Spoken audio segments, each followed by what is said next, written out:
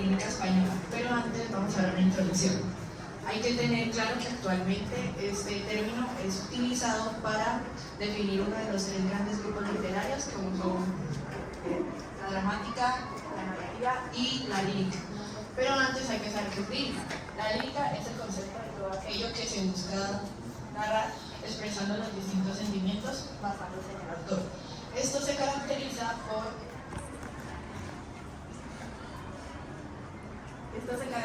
por ser lúgubre, por su musicalidad y por otras cosas. La lírica es originaria de Grecia y se da en distintos idiomas como gallego, portugués, catalán y español. Normalmente se utilizan poemas bíblicos tales como el Cantar de los Cantares, que su traducción significa la más hermosa canción, y en otras partes se denomina como el Cantar de Salomón. El Cantar de los Cantares es una obra en la cual se narra el amor del rey Salomón por su querida esposa, pero esto refleja el amor de Dios sobre el pueblo y la virtud del matrimonio, siendo así como refleja como una esposa debe amar a su esposo y viceversa. Y ahora, para continuar,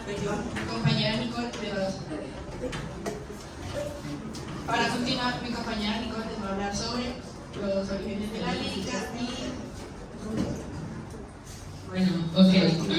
Los orígenes de la lírica. Como tal, la lírica española surge en el siglo IX, con la cultura árabe. ¿Por qué la cultura árabe? Como tal, en las primeras...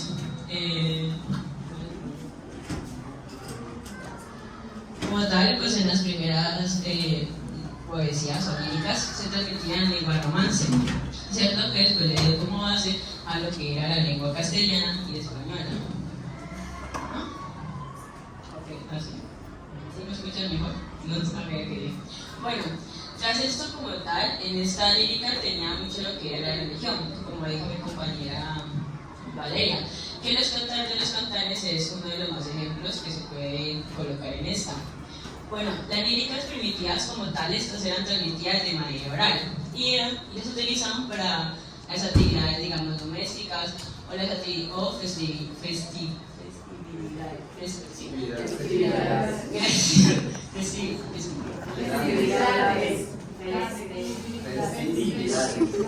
bueno, eso, festividades. Bueno, donde como tal estas eran transmitidas de manera oral, pero a medida que la lengua se fue evolucionando y se fue transformando, así mismo se empezaron a perder. Como tal, no tuvo un ejemplo de lo que era una lírica primitiva, entonces por eso está la imagen, pero como tal, hasta lo que sí sabes que eran escritas en versos menores y no eran tan largas. Bueno, vamos con un segel. Un segel como tal eso se inició en la parte de árabe. ¿Por qué? Porque esos como tal, ellos estaban aburridos de lo clásico y querían algo nuevo, digámoslo de esta manera. Entonces ellos empezaron a tener poesía pues de manera muy vulgar. En estos temas hablaban como el amor, pero no un amor de sentimientos, sino un amor erótico. Como tal, eso estaban compuestas por un estribillo. Un estribillo es un conjunto de versos en la que se va repitiendo. De ahí sigue lo que es una mudanza. Una mudanza es una pequeña narración que hay dentro del poema y terminaba con un verso de vuelta. Es decir, que se volvía a tomar el primer estribillo. ¿Me entendieron? ¿Sí? Bueno. Y pues los villancicos. Los villancicos su origen no es como hoy en día los conocemos, no eran navideños, al revés, eran populares. Y los villancicos vienen de villanos que eran los que vivían en las villas. Estos como tal eran canciones que se transmitían de manera oral para poder hacer un trabajo o cuando hacían una actividad, ¿ya? Esto se ve mucho en la Edad Media y en el Renacimiento. En el Renacimiento le empezaron a tomar la religión y ahí se dan los villancicos que hoy en día conocemos. ¿Qué pasa? En los villancicos hay mucho lo que es la repetición. No sé si cuando están en la novena ven que los villancicos repiten casi siempre los mismos versos. Eso era lo que hacían los villancicos en el Renacimiento. Mientras que en la época medieval era muy diferente.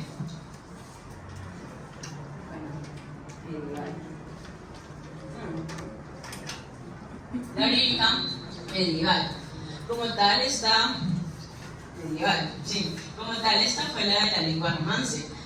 Y después dio como base a lo que fue el español y lo que fue el castellano. Como tal, en el contexto histórico, esta inició con la caída del Imperio Romano en 1706, con la caída del Imperio Romano y con el descubrimiento de América en 1492. Sí, 92. En el contexto social, estos eran pues rurales, como tal eran campesinos, pero su gobierno era feudal, es decir, que había un rey. Ellos eran muy religiosos, ¿ya? Pero es que la religión en esta época te la van a inculcar sí o sí. Vos no puedes cuestionar la religión porque si no, vos te baila, ¿no? Y pues también ellos eran católicos cristianos. En ese momento no había ninguna diferencia entre estas dos, simplemente había una religión y era seguía un solo Dios. Bueno, como tal, la lírica, tenemos lo que son, los que más la transmitían eran los juglares y los trovadores. Los juglares eran los que iban de pueblo en pueblo pues narrando estos poemas y los trovadores eran quienes las escribían. Entonces, hay una lírica medieval que se divide en dos, la popular y la culta. Bueno, como tal, esta se hablaba en tres idiomas, lo que era el gallego-portugués, el catalán y el castellano. Y empezó con lo que son las jarches y los mozárabes. Los mozárabes eran escritos de manera, pues como su nombre lo indica, eran pues árabes, ¿no? Y lo que estos transmitían eran... ¿Ah? No, sí. Sí, con el micrófono se escucha más. Bueno, las artes y los mozárabes. Como tal, los mozárabes trataban de darle de voz a la mujer, pero pues no era escrito por una mujer, sino que era un hombre que escribía a través de la voz de una mujer. Y también de religiosidad. Y las jarchas era lo que se le colocaba al final de los poemas. Los poemas estaban compuestos por glosas. Los glosas, lo puedo explicar de una manera muy sencilla, es que Ana tiene un poema, y es el poema original, y yo quiero tener un poema con base a sus versos. Yo los copio y los modifico a que queden mis versos, y lo terminaba con una jarcha, que era pues lo que se le daba al final. Tenemos lo que es la lírica de la portuguesa, que esta vez se hizo al norte de la península, y como tal, eso también hablaba de lo que era la religión, pero esta vez tenían las cantigas de culto, que estas hablaban de el amor de un hombre no era correspondido al de una dama. Las cantigas de Escario, que en estas eran muy satíricas, y las cantigas de amigo, que esta vez es la mujer la que habla sobre el desamor a su amado.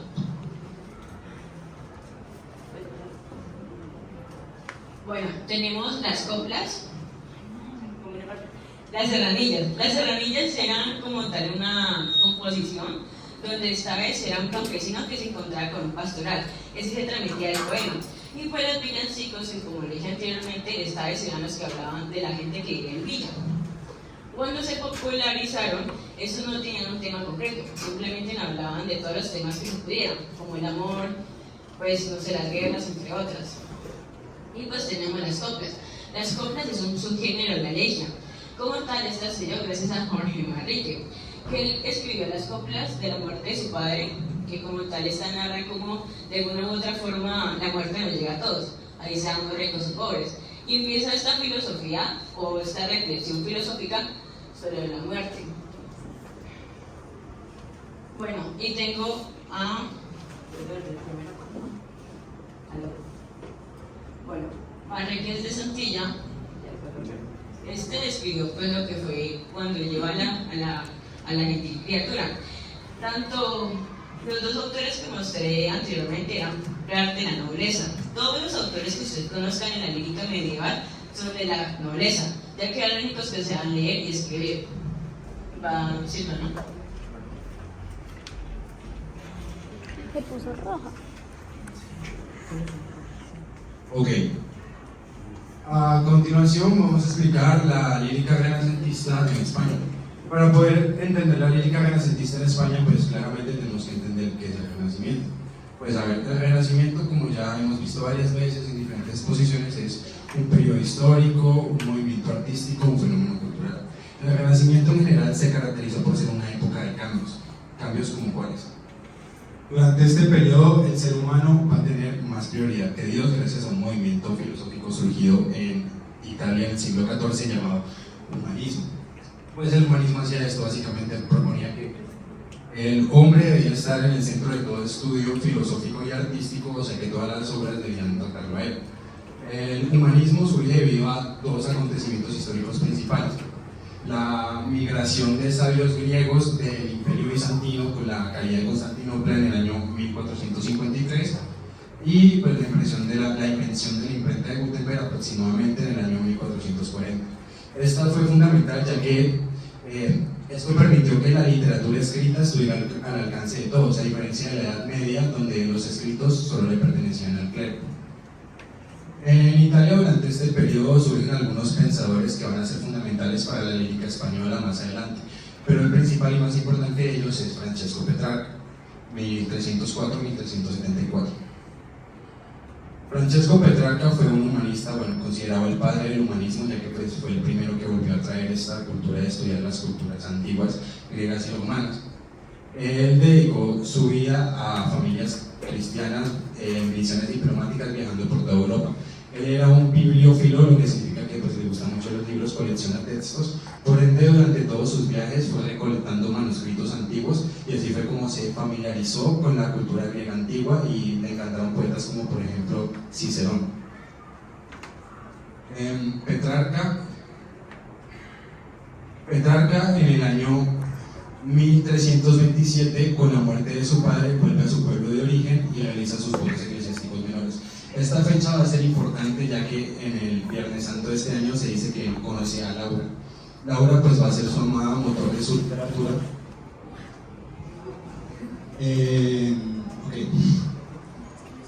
Petrarca pues fue un gran poeta, es considerado el mayor sonetista de la historia de la literatura universal. Por ende pues escribía como en lengua culta, pero también en lengua vulgar. Tiene algunas obras en lengua culta, o sea en latín, como pueden ser África o Secretum, pero su obra más venerada en lengua vulgar, o sea en italiano, es el Cancionero. El Cancionero de Petrarca pues está compuesto por 366 partes con 317 sonetos, 29 canciones, 9 sextinas, 7 baladas y 4 madrigales.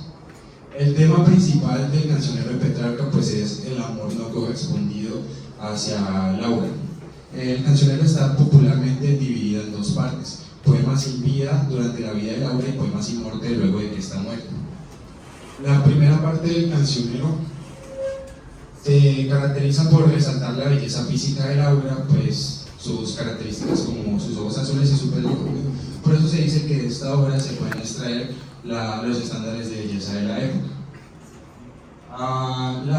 La primera parte del Cancionero termina cuando deducimos la muerte de Laura y a partir de aquí los versos se tornan mucho más sombríos, dándonos a conocer la tristeza de Petrarca, y de hecho tiene como un tono espiritual, ya que Petrarca como que promete que va a amar a Laura aún después de la muerte y considera el hecho de morir antes para reunirse con ella. Es importante hablar de Petrarca y de su Cancionero, ya que pues es de aquí que se origina el movimiento literario llamado petrarquismo, que más adelante va a influir en los autores de la lírica renacentista en España como Garcilaso de la Vega. Ahora sí, el origen de la lírica renacentista, particularmente en España. Sabemos que el Renacimiento surge en el siglo XIV, sin embargo no llega a España sino hasta el siglo XVI.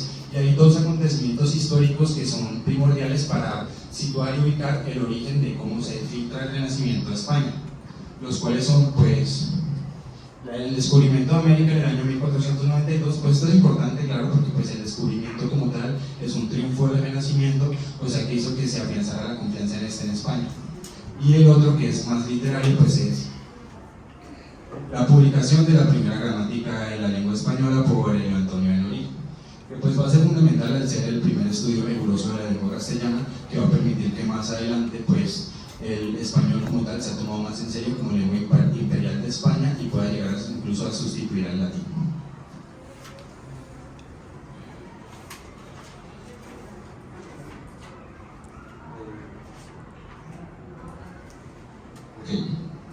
Las características de la lírica renacentista en España, pues vamos a ver una adaptación de formas italianas, una influencia de mitos y pensadores clásicos pues por el petrarquismo y un desarrollo de la mística. Como temas encontramos el amor, la mitología, el carpe diem adaptado del Renacimiento, que pues propone que la vida debe disfrutarse mientras gozamos de la juventud, y el locus amoenus, que pues lo que dice es que la vida del campo es mucho mejor que la de la ciudad, como que idealiza la vida del campo. El Renacimiento pues sabemos que es un movimiento opositorio a la Edad Media, en el sentido en el que pues prioriza al ser humano en lugar de Dios, y la fe religiosa pues se ve relegada. Sin embargo, pues sí existe algún tipo de poesía religiosa durante esta época. Es una poesía que se basa en mostrar el camino que siguen las almas hasta encontrarse con Dios. Esta es la llamada poesía mística, de la cual su principal representante es San Juan de la Cruz.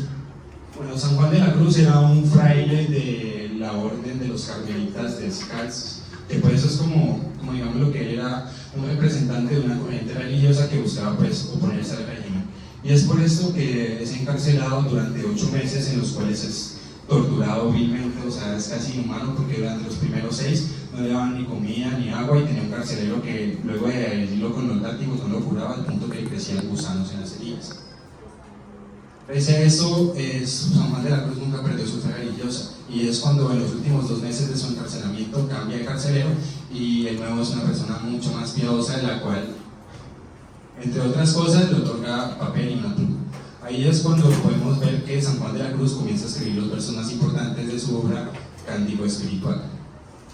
San Juan de la Cruz tiene 3 obras principales largas, que es Cántico Espiritual, La llama de amor viva y, por último, La noche oscura. Pues hay un ejemplo de la noche oscura para la poesía mística. No sé, ¿me puedes ayudar a leerlo, por favor?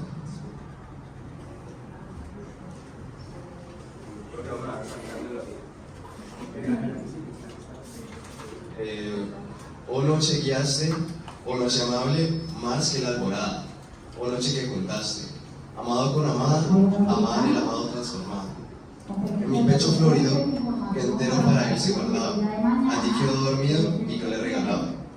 Y el ventalle de los cedros ahí le daba. Fase de semifinales. A la primera hora en la cancha de la hora, pues estamos... Hay que acelerar porque estamos quedando sin tiempo.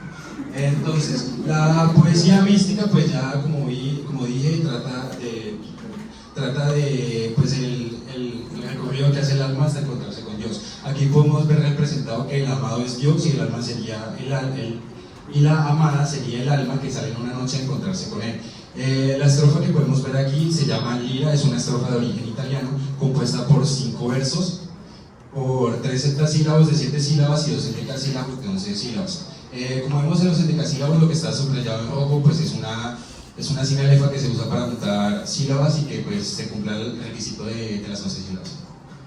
Okay. Aparte de la poesía mística, en el Renacimiento tenemos que destacar otro tipo de poesía que tiene como principales representantes a Garcilaso de la Vega y Juan Boscán. Esta es la poesía italianizante, que se considera que es la responsable de realmente traer el Renacimiento a España como tal. Bueno, Garcilaso de la Vega, 1498-1536. Garcilaso de la Vega pues nace en el 48 en el seno de una familia noble con gran trayectoria literaria, ya que pues en su legado encontramos al Marqués de Santillana. Él recibió una buena educación por ser un noble, pero a la vez recibe una educación en la guerra, ya que pues su misma condición de noble lo condena al campo de batalla. Su servidumbre, o sea, su carrera militar se da en el marco del gobierno de Carlos I de España, que luego será Carlos V del Imperio Romano. Y bueno, esto es importante ya que él lo contrata en su corte como guardia real, y esta confianza que le da permite que en el año 1526 él sea invitado a la boda de Carlos I con Isabel de Portugal. Esto es fundamental. Este evento permitió que se dieran 2 de las reuniones que van a revolucionar la lengua castellana. Primero está un autor italiano, primero Juan Boscán, que es un autor español, que ya conocía Garcilaso de la Vega desde el año 1519, se va a reunir con Andrea Navaguero.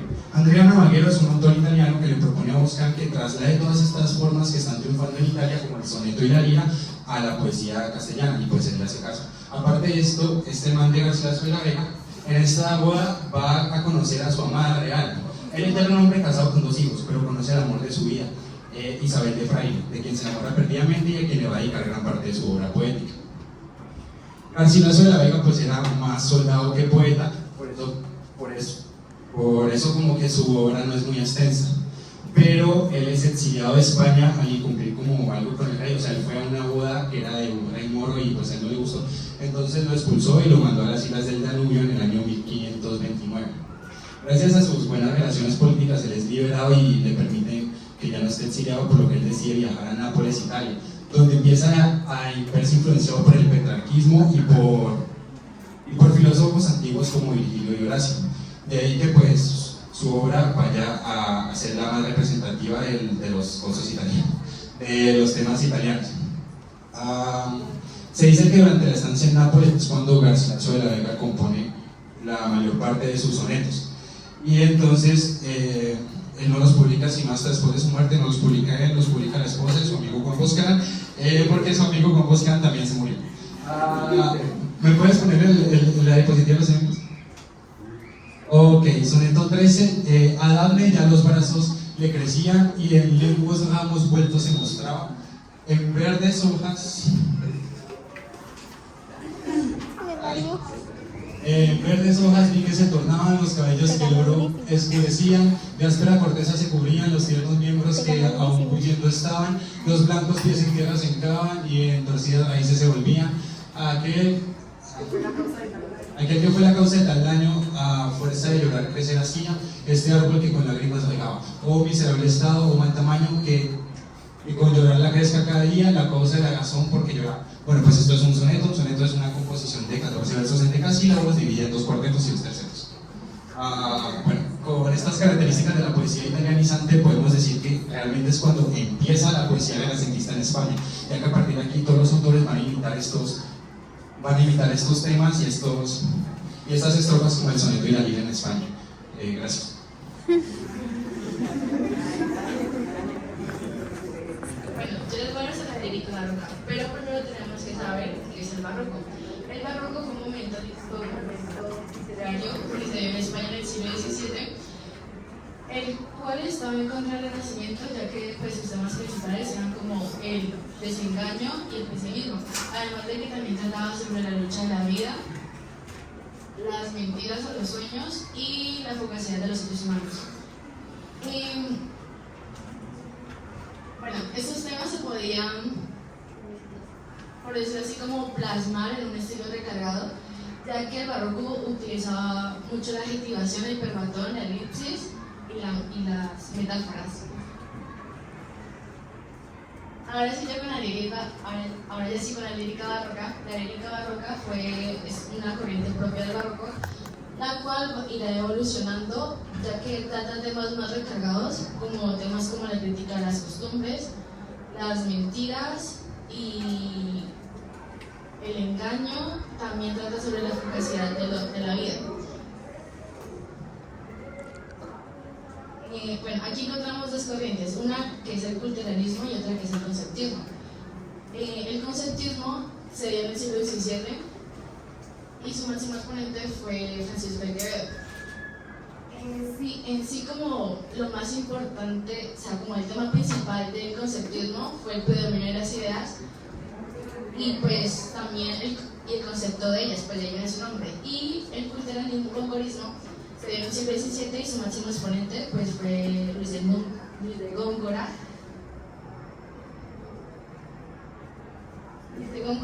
El cual pues él utilizaba como formas poéticas que eran difíciles de entender, además de que abundaban mucho las metáforas. Las características de la lírica barroca son que, pues primero que todo, pues predomina mucho el pesimismo y pues el tema de la muerte. La segunda es que a pesar de que el barroco estuviera en contra del Renacimiento, muchos temas del Renacimiento quedaron en el barroco. Temas como el amor, las novelas pastoriles y picarescas, y también los temas mitológicos.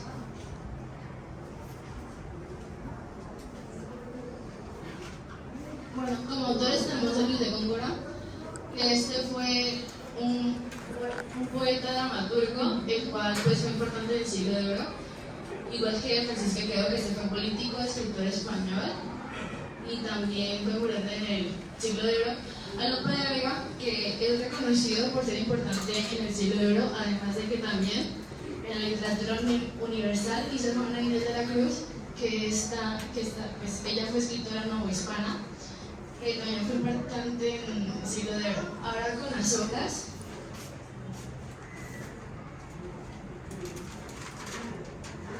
Bueno, pues antes que todo, antes de hablar de las obras, pues es importante resaltar el hecho de que pues, estas obras son en sonetos. ¿Por qué? Porque el soneto era característico del barroco. Ahora sí, pues la primera obra sería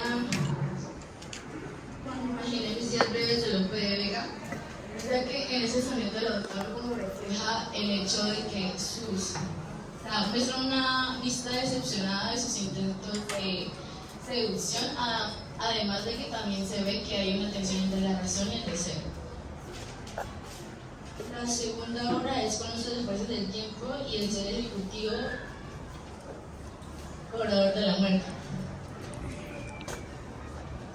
En este soneto, Francisco Quevedo habla sobre que se lamenta el hecho de no haber, se lamenta el hecho de que el tiempo pasa muy rápido. Aquí él usa un tópico literario que se llama tiempo fugir, donde habla que el tiempo se va, el tiempo corre y pues nada puede detenerlo.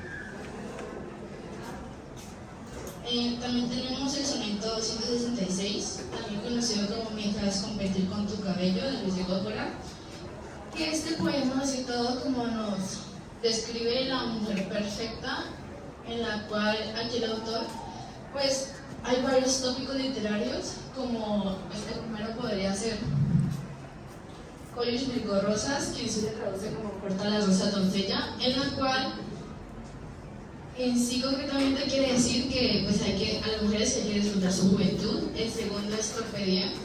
En sí quiere decirnos que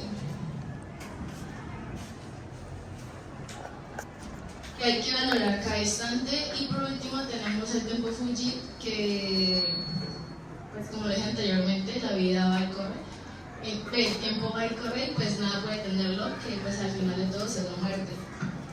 Y pues tenemos la obra de Sor Juana Inés de la Cruz, que se llama Primero Sueño, que en esta ella hace como exaltación al alma y a lo divino, ya que para ella, o sea, el primer concepto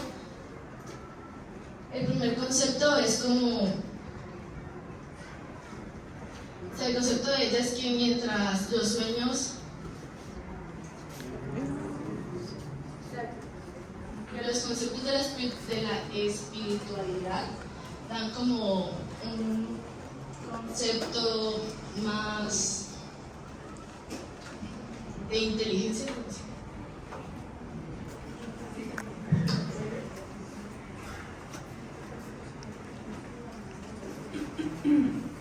Bueno, ahora yo les voy a hablar un poquito sobre lo que es la lírica no clásica y cómo contribuyó esta a la evolución.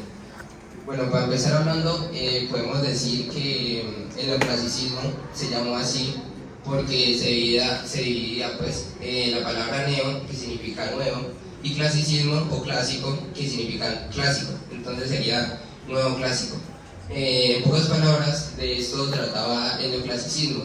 Trataba de, por decirlo así, traer las culturas antiguas y, o sea, las costumbres antiguas que se tenían sobre las emociones y los sentimientos y cómo se escribía en ese entonces.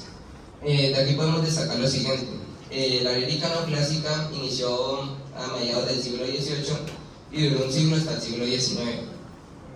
Esta trataba principalmente, como lo había dicho ahorita, tratar de recordar los que eran las culturas greco-romanas y grecolatinas y tratar como de dejar atrás lo que era el pensamiento antiguo, ya que esto era una contraposición de lo que era el barroco.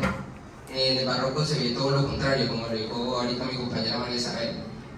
trataba de dejar atrás lo que eran las emociones y el dogmatismo religioso, tratando de dejar como en claro que la religión no tenía como en sí, ayudaba al ser humano a evolucionar, sino que en vez de eso le obstaculizaba, por decirlo así, y no dejaba evolucionar. En este periodo se dice que se llamó también el siglo de las luces, porque va ligado mucho de la mano de la ilustración.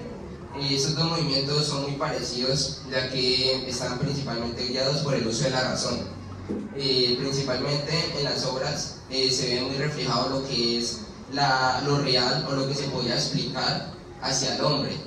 Se dejaba atrás, por ejemplo, a diferencia del barroco, lo que era el lenguaje vulgar o la lengua vulgar o coloquial, por decirlo así. Y era cuando una persona hablaba, digamos, los autores de anteriormente se expresaban más y daban sus emociones, mientras en esta lírica se ve muy marcado esa trascendencia, que era que los autores principalmente siempre trataban de enseñar o educar y no trataban de entretener. Eso fue algo que marcó mucho al neoclasicismo, ya que las personas no lo tomaban como algo de entretenimiento, sino como algo de educación. En esta lírica se toman temas importantes, como por ejemplo lo que es la política. Pero ¿por qué la política? ¿Y por qué la lírica neoclásica estuvo tan ligada a esta? Pues se dice principalmente fue porque esta lírica se veía expresada, o sea, esta lírica se veía como las personas tomaban y hablaban sobre cómo la persona o el ciudadano ideal, de los valores que deben tener para la sociedad. También podemos destacar que esto tenía una estructura de 11 versos en decasílabos de arte mayor, las cuales se expresan de manera en una prosa muy formal y sin ningún tipo de palabras coloquiadas. Cuando me refiero a 11 versos de arte mayor, quiere decir de que era de 9 sílabas en adelante. Bueno, para ir culminando sobre un poquito el contexto histórico, podemos decir que este movimiento pues, se dio principalmente en lo que era Francia, ya que después se fue evolucionando por todo el mundo. También podemos decir que la ilustración y el neoclasicismo fueron el periodo que ayudó, por decirlo así, a que la ciencia evolucionara y tuviéramos cambios en tanto la gramática como la estructura en la que expresábamos nosotros la información. La lírica neoclásica tiene cierto parecido, por decirlo así, a lo que era el Renacimiento. ¿Por qué? El Renacimiento también tomaba algunas partes de lo que era la métrica que se utilizaba en los grecorromanos, y esta principalmente siempre la iba a traer. Entonces, como esa es la diferencia, que el neoclasicismo era como una copia de lo que era la antigüedad clásica, y sí o sí iba a tener esta modalidad y esta métrica. Aquí se puede ver mucho lo que es la ausencia de la religión, la ausencia de las emociones y de los sentimientos, cosa que se veía reflejada mucho en esta época. Eso fue un cambio, por decirlo así, para todo el mundo, ya que estaban acostumbrados a ver poemas en rima y poemas que expresaban en sí emociones. Esa era la idea de los poemas, expresar emociones, mientras esto era todo lo contrario, trataba de tratar temas formales, los cuales ayudaran a que las personas pudieran tener un intelecto, por decirlo así, un poco más avanzado.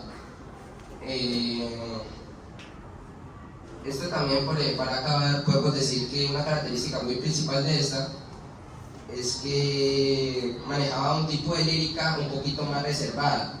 O sea, ¿a qué me refiero con esto? Así fueran a expresarse o si fuera dirigido estos poemas hacia una clase menor, utilizaban el mismo tipo de escritura. Los autores trataban de siempre hablar lo más formalmente posible y lo más, por decirlo así, era como el arte era eso, que las personas fueran formales y tuvieran un conocimiento, por decirlo así, muy claro en lo que se iba a explicar.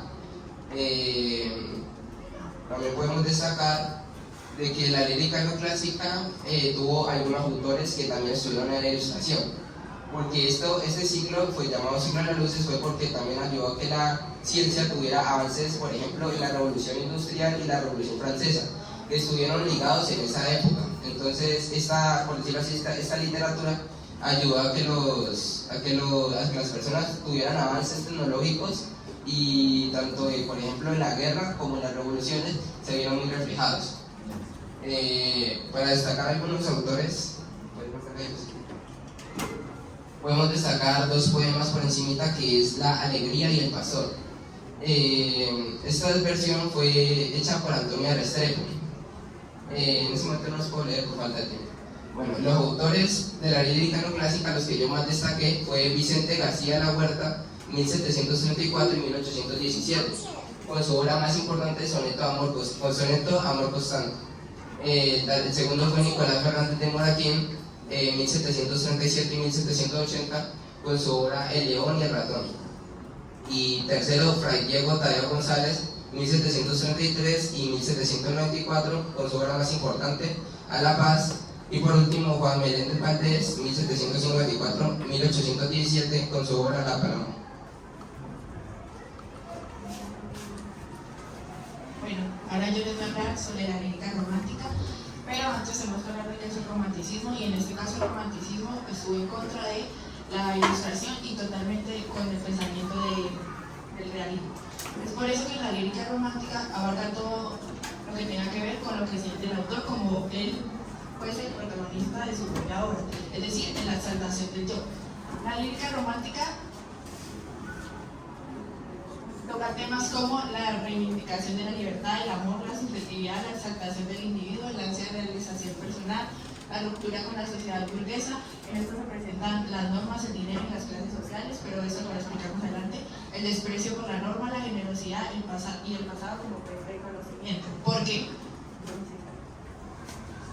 Porque la lírica romántica es íntima, tiene carácter de divinidad y exaltación del yo. Es íntima porque, como dije anteriormente, el personaje principal siempre va a ser el autor, pero indirectamente, sino así como él se refleja entre otros personajes. La divinidad, porque esto llega a tomar distintos temas religiosos, así como al inicio de la exposición dije que el cantante de los cantares representaba como una esposa de tratar a su esposo y una esposa de tratar a su esposa, así mismo. Y la exaltación del yo, porque esto maneja mucho lo que es el individualismo.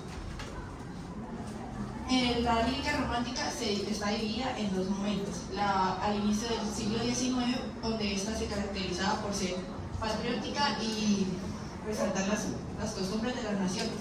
Y la otra parte es a mitad del siglo XIX, donde esta ya va al tema central, que es la exaltación del individuo, o sea, como el yo.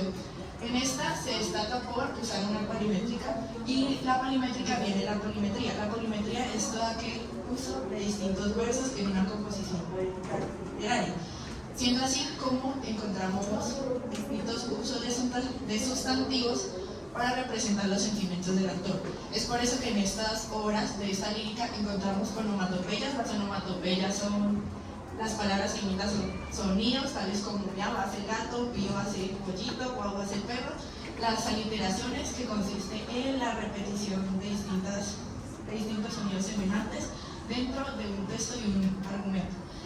El asindetón abarca lo que es la repetición.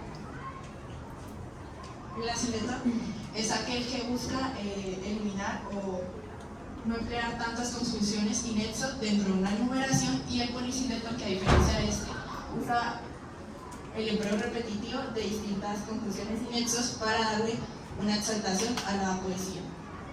De igual modo, la lírica romántica termina arrojando distintos temas o composiciones como la octavilla aguda.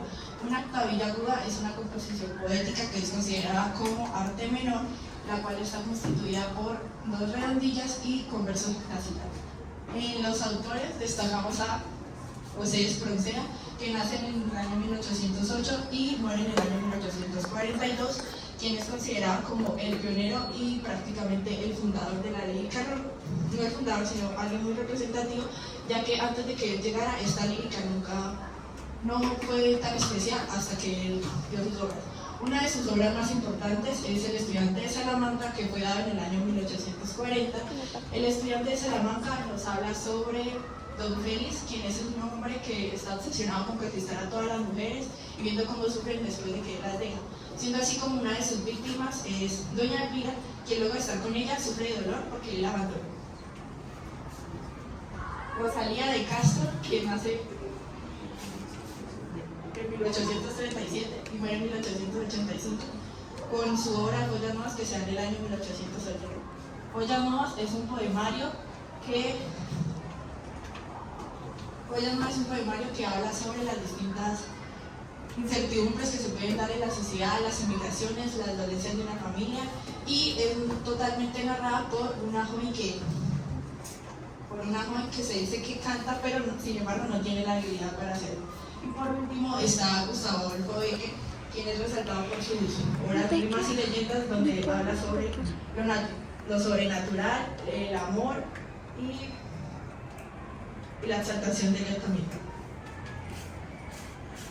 Y ahí hacemos una pausa. Apágalo. Apaga el micrófono. ¿Cuántos quedan? Pues si recordamos, el Imperio Napoleónico pues invade España y coloca la segunda parte en el trono.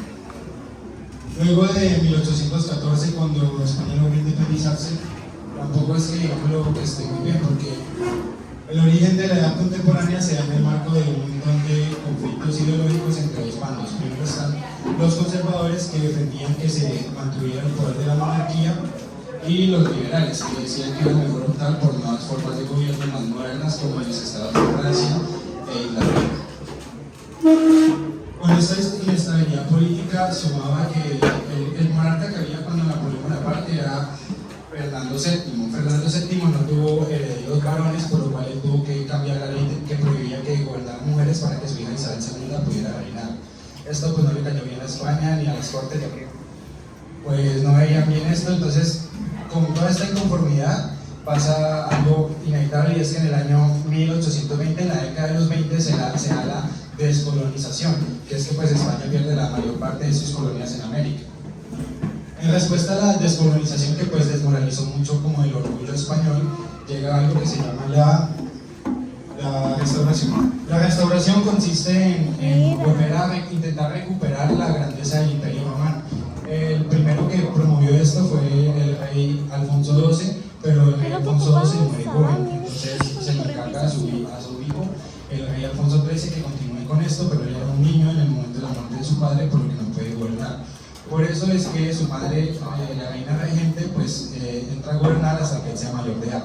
Pero en el gobierno de la reina regente pasa que en el año 1898, pues España pierde sus últimas colonias en América, Puerto Rico y Cuba, en Asia, Guam y Filipinas. Se puede decir que a partir de aquí es donde la lírica como tal empieza a tratar temas contemporáneos. Antes de hablar de las divisiones de la lírica contemporánea, quiero nombrar algo que va a ser muy importante, que es el vanguardismo. El vanguardismo, pues el vanguardismo o vanguardias literarias son una serie de corrientes artísticas que principalmente lo que buscan es como renovar lo establecido, innovar con el lenguaje y atreverse como a inventar. Aparte rechazaban las formas clásicas del siglo pasado, por eso es normal que en la edad contemporánea veamos que algunos pensadores pues rechazan movimientos como el modernismo, el realismo y pues el romanticismo. Ahora sí, en la lírica de la edad contemporánea vamos a destacar tres periodos importantes, que va a ser la generación del 98, luego la generación del 27, y hay una pequeña pausa debido, bueno, pequeña no, bastante grande la pausa debido a la Guerra Civil Española. Y luego vamos a tratar la lírica de posguerra. A continuación, la generación del 98. Bueno, entonces, la generación del 98, como tal, la generación del 98 surge a partir de que Estados Unidos le da el valor a sus últimas colonias que tenía en España de independizarse, los cuales eran Cuba, Puerto Rico, Guam y Filipinas. Esto le dio a España un golpe patriótico, es decir, pues que se sentían muy mal porque habían perdido sus últimas colonias. Entonces aquí entran los poetas y los escritores, que ellos tratan de que en esta parte se vuelva a tener la riqueza, pero esta vez en los poemas. Como tal, ellos tocaban temas como lo que era sociopolíticos, donde estos trataban de transmitir su preocupación sobre la identidad de España. No solamente la preocupación, sino también porque a ellos les dio muy duro, o sea, el patriotismo a ellos les dio un golpe muy fuerte, que hayan perdido sus últimas colonias. Como tal, entonces los autores trataban de reflejar todo esto.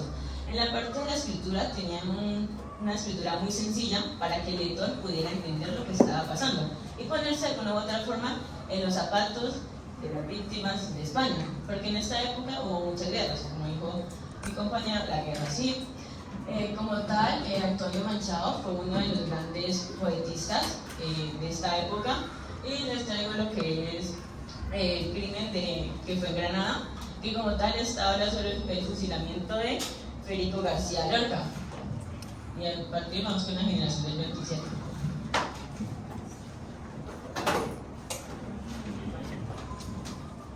Bueno, para hablar de la generación del 27, esta surge a través de la conmemoración del tercer centenario de la muerte del poeta Luis de Góngora y Argote.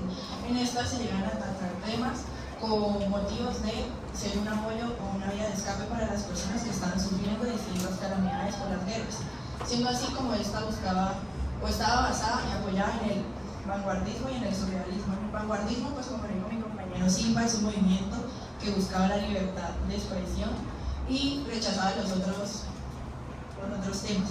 Y en el surrealismo, porque en este se basa en la idea del inconsciente y lo irracional. Lo irracional en cuanto a que el hombre cambia y a través de su evolución cambia la vida y la sociedad, haciendo uso de la metáfora. Pues ya tenemos claro que la metáfora es un movimiento, es una figura retórica, la cual se usa para decir de manera implícita o referirnos a algo, siendo así como se llegaron a crear distintas palabras para resaltar distintos poemas de las personas. De igual modo, en esta generación del 27 destacamos a el autor Pedro Salinas, quien es totalmente reconocido por llegar a cultivar en el teatro la historia de la literatura, la lírica, la novela, los ensayos y la crítica. Este es destacado por el poema La voz antihería, que fue dado en el año 1933, y en esta se habla de la invocación y la confusión que hay entre el deseo y el amor de las personas, siendo así que es la realidad que transmite el poeta en esta época.